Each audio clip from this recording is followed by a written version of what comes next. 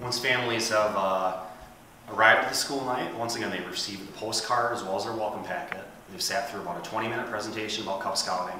The final piece occurs when they're working with a member of the pack or a school night organizer or perhaps the coordinator to learn about the specific roles in that den, receive information on when the den meeting occurs, and complete the Scouting Youth application.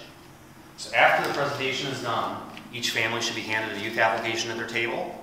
Each presentation kit has 3 posters that show the BSA youth application. You'll see on here that the areas that the family needs to complete are highlighted there. Those include the youth's name, address, phone number, date of birth, grade, and school. Don't forget about that boy's life piece over here on the right side if they want that. On the bottom half of the application is for the parents' information. You only need to fill out the address if it's different, but we do need the parents' first and last name. All the phone numbers are good for us. Date of birth is important, and then it's also helpful for us to know if they have previous Scout experience as well as what their occupation is. The final piece for the parent is the sign in the bottom right-hand corner. Some of the areas that we frequently miss on the application include the parent signature, the youth date of birth, or the parent date of birth. So you as an organizer want to visually double-check each application as they're handing it to you and make sure that it's good to go.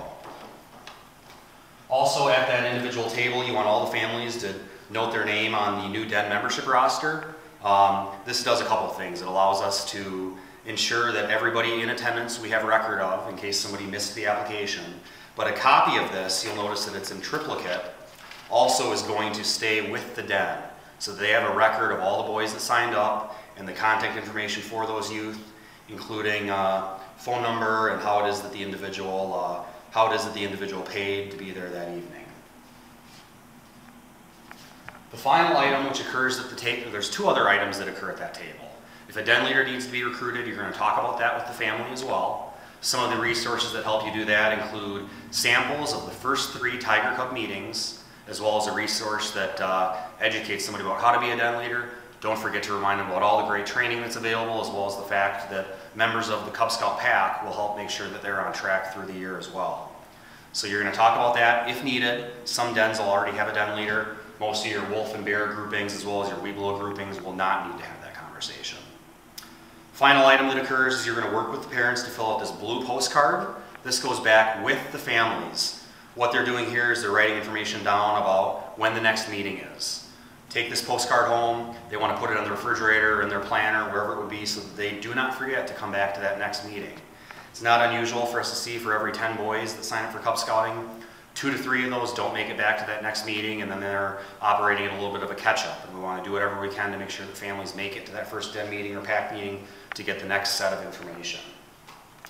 The final thing that's going to occur is that the school night coordinator is going to work with the pack to ensure that all of the applications are collected in the report packet which comes with.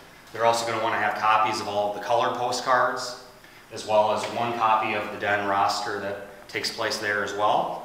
As each family leaves that evening, we want to make sure that each boy that submitted an application gets one of the Pinewood Derby cars.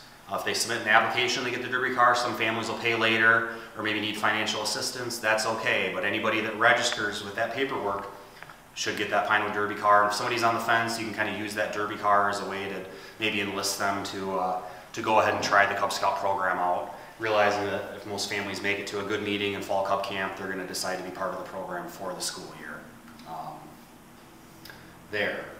So to conclude, what's happening after the presentation is the organizer is working with the families to do the youth application, filling out the roster, and also the blue postcard, ensuring that everything is collected and turned in, and that each family leaves with that Pinewood Derby car and an understanding of fall Cub Camp.